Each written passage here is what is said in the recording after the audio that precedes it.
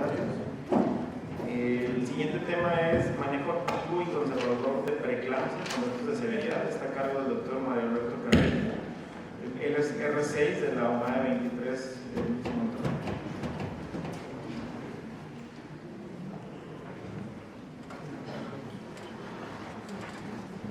Hola, buenas tardes. Primero agradecer al comité organizador y en especial al doctor Miguel Hernández por la invitación. Les voy a hablar de un tema muy importante porque, como sabemos, la preeclampsia está dentro de la primera o segunda causa de muerte materna en nuestro país. Entonces, el punto de controversia aquí es: ¿realmente podemos dar manejo conservador en las pacientes con preeclampsia con datos de severidad? Y todo esto va a depender de muchos factores.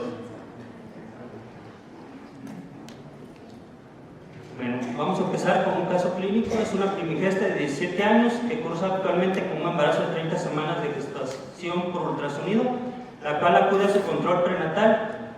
En la consulta se le detecta una cifra de TA de 150 sobre 100 milímetros de mercurio aproximadamente a las 10 horas. Se le toman laboratorios urgentes, los cuales reportan la TGO de 96, la TGP de 104 y el ego con proteínas 2 cruces. Es ingresada a la labor, así lo manejamos en nuestra unidad, y a las 14:30 horas continúa con una TA de 150-100. Se le realiza un ultrasonido, el cual reporta un feto único vivo con una frecuencia cardíaca fetal de 140 latidos por minuto, un índice de Phelan de 8.5 centímetros, la placenta es corporal anterior grado 2, una fetometría promedio de 29.5 semanas con un peso fetal estimado de 1.376 gramos, mayor a la percentila 10 con un sexo femenino. Y bueno, con lo anterior, ¿cuál es su diagnóstico?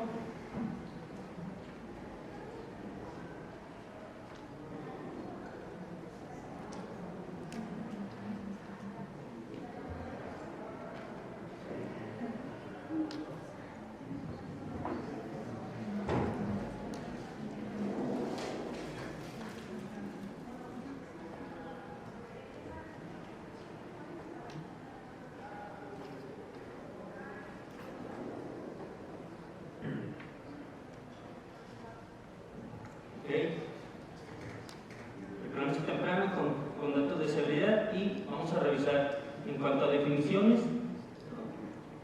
Bueno, como sabemos, actualmente cifras elevadas mayor de 140-90, ¿sí? Con hipertensión de nodo, podemos tener o no proteinuria. Y actualmente sabemos que no es necesaria la proteinuria. Cuando no tenemos proteinuria, en ausencia de esta, con que tengamos alguno de estos parámetros, trombocitopenia, datos de insuficiencia renal, elevación de las enzimas hepáticas, edema agudo pulmonar o síntomas cerebrales o visuales, podemos clasificar una preeclampsia con datos de severidad, ¿sí? Dentro de la clasificación, pues también vamos a tener una clasificación en la cual nos dividen como preeclampsia temprana o preeclampsia tardía, dependiendo de las semanas.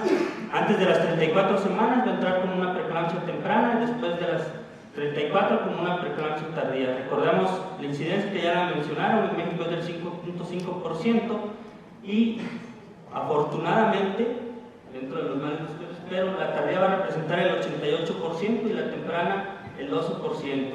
Que, como sabemos, las pruebas de tamizaje, pues la que tratamos de detectar va a ser la temprana, porque nos va a aumentar la morbimortalidad materno-perinatal. Ahora, la siguiente pregunta: ¿la paciente es candidata a manejo conservador?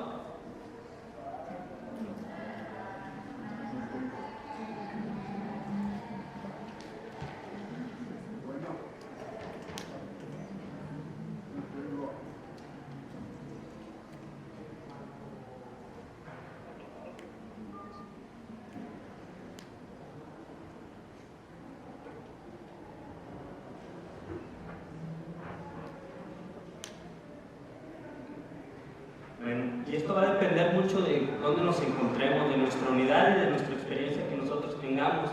Va a tratar de hacer mención de unos artículos en los cuales se plantea justamente eso: a qué pacientes darles el manejo conservador y a cuáles no.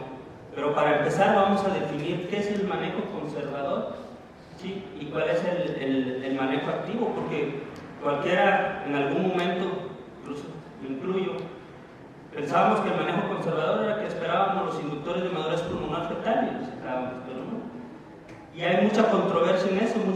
Ese manejo de esperarte a los inductores de madurez pulmonar y sacarlo, ellos lo llaman como manejo agresivo, y el manejo conservador son aquellos que lo pueden prolongar más allá de 48 horas después de terminados los inductores de madurez pulmonar.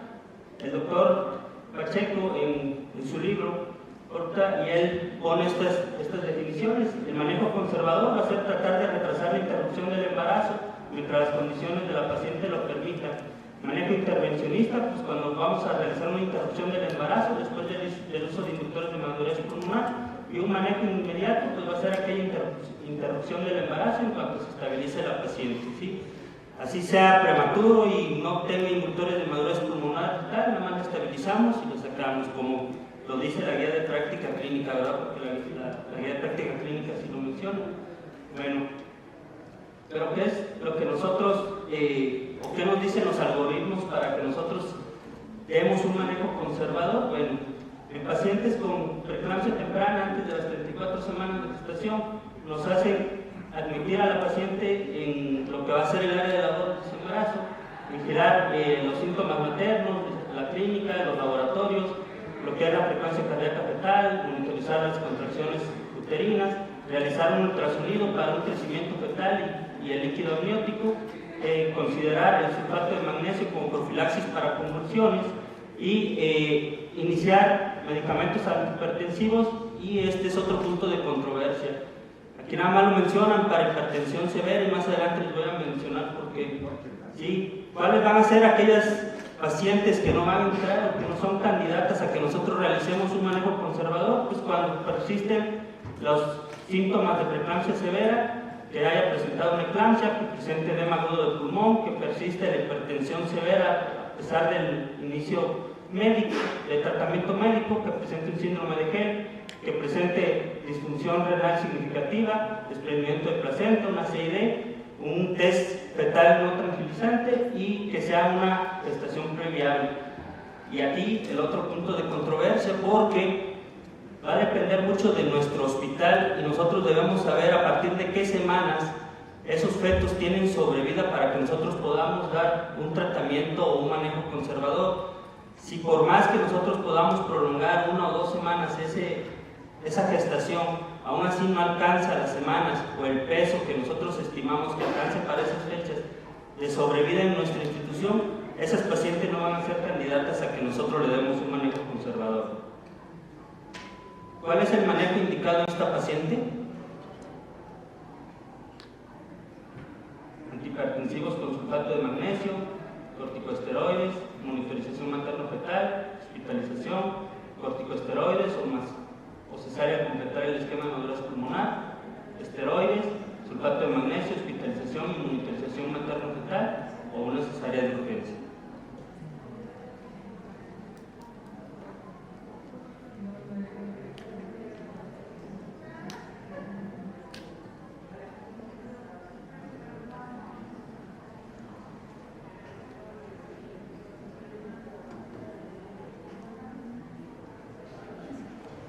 Todos pusieron, la gran mayoría, 70% la opción A, el otro 30% la opción B.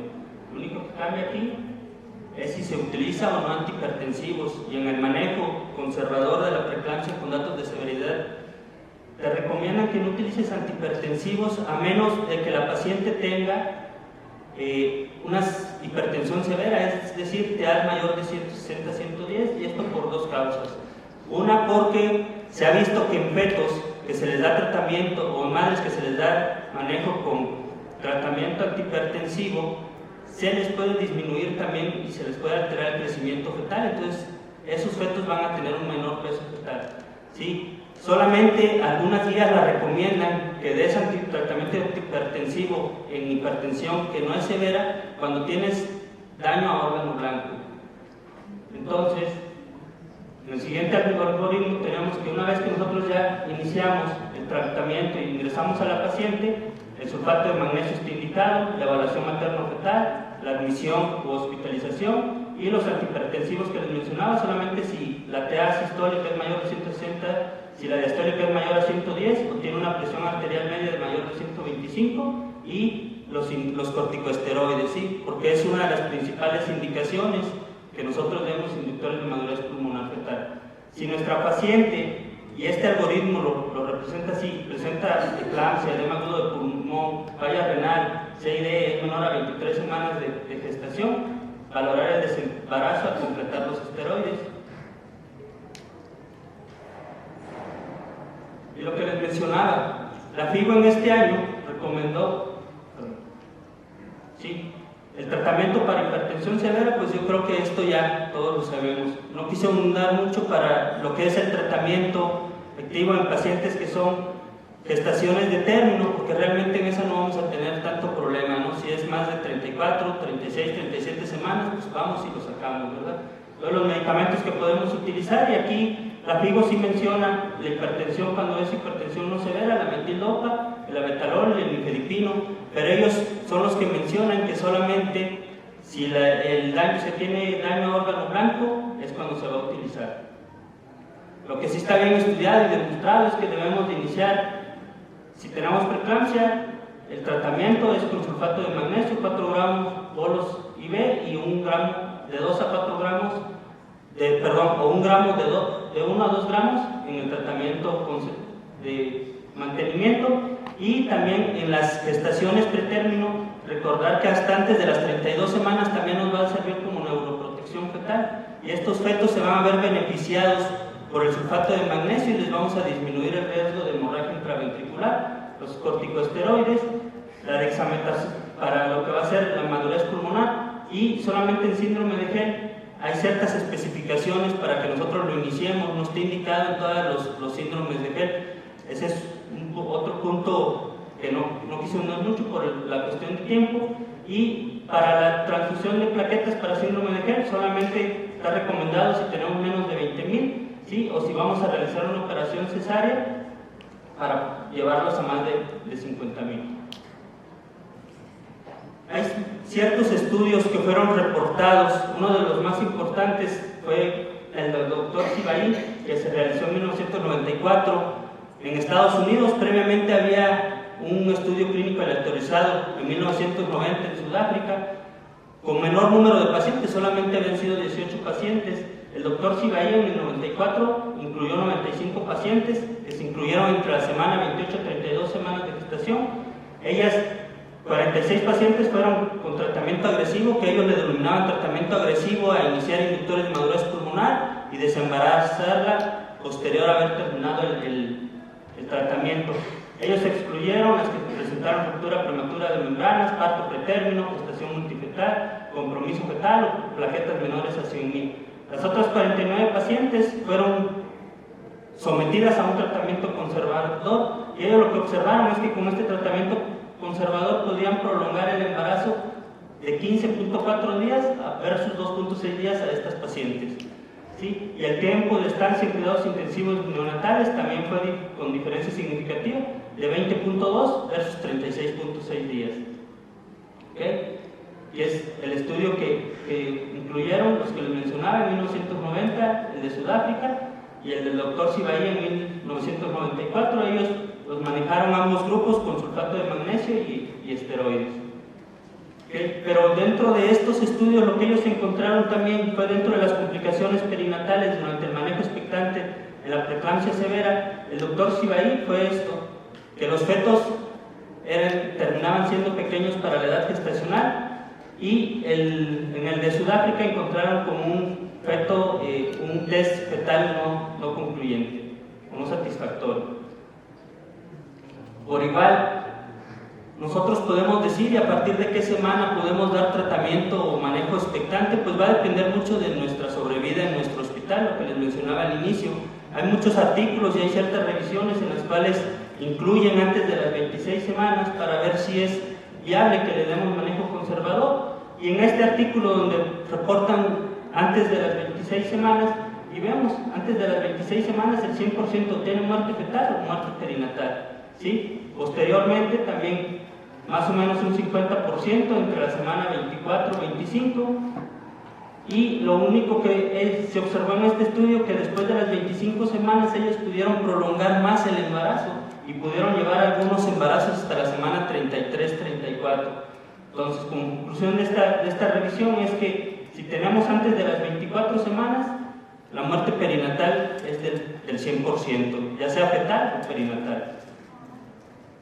Y las principales complicaciones que ellos observaron fue el síndrome de estrés respiratorio severo. Pero vean, esto es algo importante. Cuando nosotros le damos manejo expectante antes de las 25 semanas de gestación, el riesgo de muerte perinatal es muy alto y el riesgo de complicaciones maternas casi es del 50%, es decir, una de cada 2 pacientes que estemos sometiendo a este procedimiento va a tener alguna complicación materna. ¿Sí? En este otro estudio, en 100 diferentes autores, semanas 25, semanas 23, semanas 24, el 100% se moría. Y lo mismo, el 50% tenía una morbilidad materna. Entonces realmente antes de las 25 semanas no está justificado que nosotros demos manejo conservador. En este otro estudio que le hicieron antes de las 27 semanas con los diferentes grupos que se hicieron, lo que quiero mostrar aquí es cuáles eran los resultados maternos dependiendo de acuerdo a las semanas que nosotros dábamos el manejo conservador, y ellos lo de los que más encontraron fue el síndrome de Hell y desprendimiento de placenta.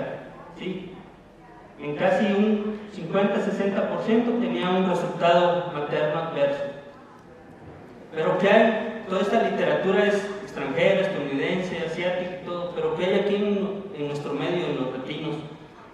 En el 2013 se realizó este estudio, un estudio clínico electrolizado que se llamó MEXPRE, por sus siglas, manejo expectante de la preeclampsia. ¿Sí? Aquí se hicieron 2 grupos, 133 pacientes en el grupo activo que ellos le dieron, o agresivo, que era dar inductores de madurez pulmonar y desembarazo, y el manejo expectante, 131 pacientes. ¿Y qué fue lo que ellos observaron? Que realmente no había una diferencia significativa tanto en los resultados perinatales, pero sí en los resultados maternos.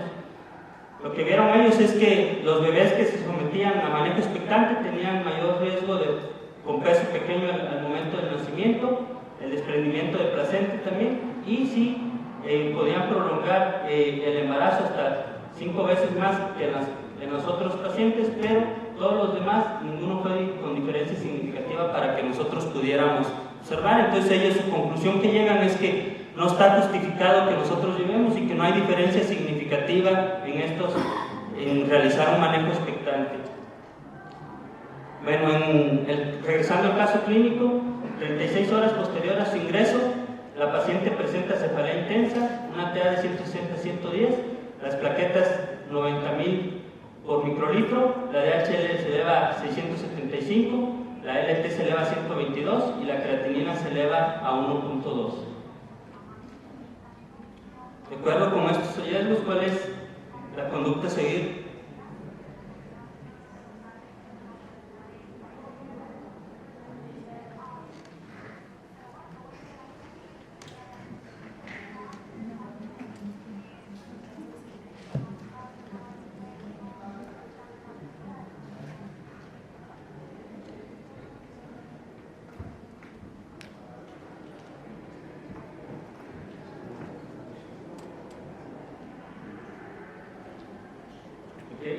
Sí, exactamente. Todos los algoritmos te dicen que una vez que ya tu paciente presenta deterioro o se agrega algún otro síntoma o alteración bioquímica que no estaba presente, esas pacientes se les debe interrumpir el embarazo después de la esterilización. ¿Okay? ¿Cuáles van a ser las indicaciones para desembarazo? ¿Sí? Si vamos a tener las maternas y las fetales, si hay cefalea persistente o cambios visuales, o se presenta la eclampsia cuando hay una desaturación en la oximetría del pulso, dolor en epigastrio o en cuadrante superior derecho, lo que va a ser elevación de las transaminasas, más del doble, cuando no se puede controlar la hipertensión, ¿sí? A pesar de picos máximos de agentes antihipertensivos, cuando presentamos oliguria, pues se eleva la creatinina sérica mayor a 1.5, si hay una disminución de las plaquetas menor a 100.000, hay sospecha de desprendimiento de placenta, hay progresión del trabajo de parto o hay ruptura de membranas, y fetales cuando hay una restricción del crecimiento severa, no a la percentil 15, hay una persistencia severa de los oligohidramios, cuando hay un perfil biofísico o hay un registro cardiotocográfico que está alterado, cuando tenemos un Doppler de la arteria umbilical con esto de reverso o cuando tenemos una muerte fetal. Porque la mayoría de las que nosotros tratamos de dar manejo expectante, pues es para beneficio del feto. Entonces, si tenemos una muerte fetal, pues automáticamente era lo que les mencionaba en este otro algoritmo. Si nosotros presentamos alguno de estas, es ya completó los esteroides, pues sacarlo. Si no, pues valorar la edad gestacional. Aquí esta edad gestacional lo ponen incluso hasta las 23 semanas, que lo que les mencionaba, los artículos que mencionan, menos de 25, 26, no hay mejoría. ¿Okay? Estas son las complicaciones que se pueden presentar principalmente en las pacientes que nosotros manejamos como preeclampsia con datos de severidad y les damos manejo conservador. Los estudios observacionales y los ensayos clínicos aleatorizados, principalmente los que más encontramos en los observacionales, el síndrome de Kent, y en este lo que encontramos fue la falla renal. También en este el doctor Shibai, el que más se presentó fue el síndrome de Kent. Entonces, toda paciente que sea sometida a un manejo expectante va a tener el riesgo de presentar principalmente estas complicaciones: síndrome de Kent, edema agudo pulmonar, falla renal y eclampsia. Le realiza una operación cesárea sin complicaciones, sangrado de 300 es un recién nacido femenino con un peso de 1470, APGAR 6.7, un valar de 30 semanas y pasa a los 5 que empieza con datos de distrés respiratorio.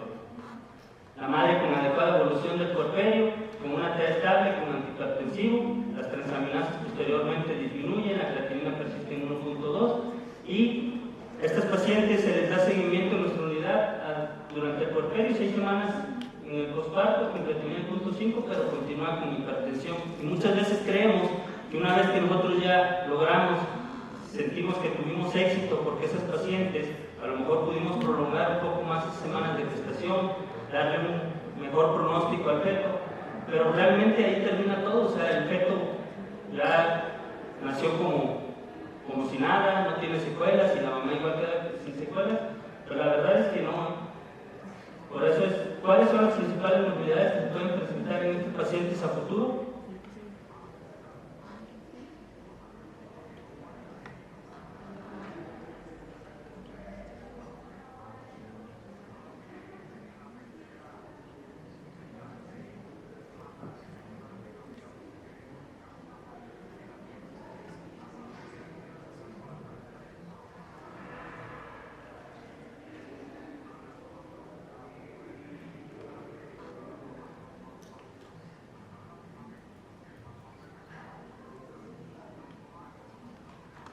Sí, es correcto. Las principales comorbilidades que pueden presentar posteriormente estas pacientes van a ser la hipertensión, el tromboembolismo, la enfermedad isquémica cardíaca, incluso la diabetes tipo 2, y también estas pacientes, muchas de ellas van a quedar con falla renal crónica. En este estudio, en el cual se hizo un metaanálisis de 3.892 pacientes, lo que se observó era cuáles eran las consecuencias tanto para la madre como para el neonato. Se observó que 5% de los neonatos van a tener un peso bajo en lo que van a ser las preeclampsias. El 23% de todos estos neonatos con peso bajo lo van a presentar los que fueron las preeclampsias tempranas. La muerte fetal va a estar casi al doble, 5.2% versus 3.6% por cada 1000 nacimientos, y va a ser 7 veces mayor en lo que va a ser la preeclampsia temprana. También vamos a aumentar el riesgo de prematurez, el riesgo de síndrome de distrés respiratorio, vamos a aumentar la hemorragia intraventricular, que por eso es que el sulfato de magnesio también nos va a servir como neuroprotector fetal. La sepsis, una displasia broncopulmonar, vamos a tener esto que es muy importante, trastornos en el desarrollo del infante. ¿Cuántos de nuestros hospitales realmente seguimos esos fetos o esos recién nacidos infantes que estuvieron expuestos en una madre que tuvo una preeclampsia temprana con datos de severidad? Realmente pocos, ¿verdad? No sé, yo creo que aquí en esta unidad sí lo hacen, la realidad es que en nuestra unidad no lo realizamos.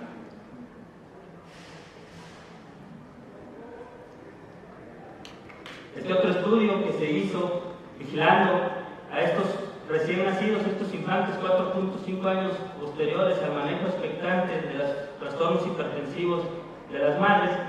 Se estudiaron 149 recién nacidos a 4.5 años, y esto es lo que se observó. Solo el 70% tenían un IQ normal, un IQ moderado anormal que ellos determinaban, el 20%, y un IQ anormal hasta en un 10%. Y esto fue lo que ellos también encontraron. Sí, ellos corrigieron la edad de acuerdo a las semanas que nacían y las que se encontraban, y encontraron con estos infantes, 144 estudiados, el desarrollo de un test normal, solo el 77%, que tenían un test anormal por lo menos uno o otros tres, 32%, con un test anormal, 2 test, 6, con un anormal, solo un test, 19, y más de 2 test, fueron 10. Entonces realmente estos fetos que son sometidos realmente van a tener daño neurológico y van a necesitar neuroestimulación temprana en algún momento de su vida. Quise poner este cuadro porque muchas veces nosotros vemos lo que realmente la paciente presenta y pensamos que nada más es severidad, y que una vez que nosotros vayamos e interrumpamos ese embarazo, todo eso va a desaparecer y nos olvidamos de las complicaciones severas que pueden presentar después. Y esto es bien importante, que nosotros sepamos que dependiendo de cada uno de los síntomas que la paciente presente, del deterioro bioquímico, de la función, ya sea hepática, renal, que la alteración que presente nuestra paciente va a tener consecuencias. Y una de las que más llama la atención es a nivel renal, que estas pacientes que tienen elevación de la creatinina incluso van a ser nueva indicación para diálisis, van a quedar con falla renal aguda, y muchas de estas pacientes son de las pacientes jóvenes en etapa o en edad fértil con falla renal crónica, fue porque en algún momento o en alguno de sus embarazos presentaron preeclampsia severa. Y en este estudio, que está relacionado a la pregunta que realizamos, se revisaron más de 700,000 pacientes a 14.6 años. Las que se incluyeron fueron las pacientes que habían tenido hipertensión mayor a 680-110 o proteinuria mayor a 5 gramos, y lo que ellos encontraron es que se incrementa el riesgo 6 veces más de hipertensión en estas pacientes, 1.7 el riesgo de enfermedad isquémica cardíaca, 1.9 el riesgo de tromboembolismo y un riesgo de 4 más para diabetes mellitus tipo 2. Bueno, en cuanto a conclusiones, el manejo conservador debe de ser de acuerdo a la experiencia de cada hospital y la sobrevida que se tiene en cada uno de ellos. La edad gestacional va a estar determinada por el centro, es decir, a qué edad gestacional nosotros podemos darle esperanza de vida a ese feto, si le vamos a dar manejo expectante. ¿Sí? No tiene caso que nosotros, si nuestro hospital no tiene sobrevida a esas semanas, para someterlo. En nuestra unidad, nuestra sobrevida es que pase las 28 semanas y por lo menos pese 900 o 800 gramos para que nosotros podamos tener sobrevida. Toda la paciente debe tener un consentimiento informado, se debe realizar la hospitalización y la monitorización materno-fetal. Lo recomiendan algunos cada 24 horas, pero algunas otras guías te recomiendan que debe ser cada 6 a 12 horas. Y la interrupción del embarazo va a ser independientemente cuando tengamos un deterioro materno o fetal, independientemente de cuánto tiempo llevemos del manejo conservador. ¿Sí? Este algoritmo lo puse basado en lo que nosotros realizamos en nuestra unidad, menor de 28 semanas, realmente no lo indicamos, entre las 28 a 32 semanas sí lo indicamos. La literatura lo que te dice es cuando tenemos 32 a 34 semanas es indicadores de madurez pulmonar fetal y sacas. Y mayor de las 34 semanas está indicado porque es más el riesgo que vas a someter a esa madre y a ese feto que si tú lo tienes ahí, a que si lo sacas. Porque la mayoría de estos fetos a estas semanas tienen una alta posibilidad de sobrevida. Y la restricción del crecimiento intrauterino, ahí le puse signos de interrogación porque muchos te dicen que cuando un feto tiene restricción del crecimiento intrauterino y le quieres dar manejo conservador,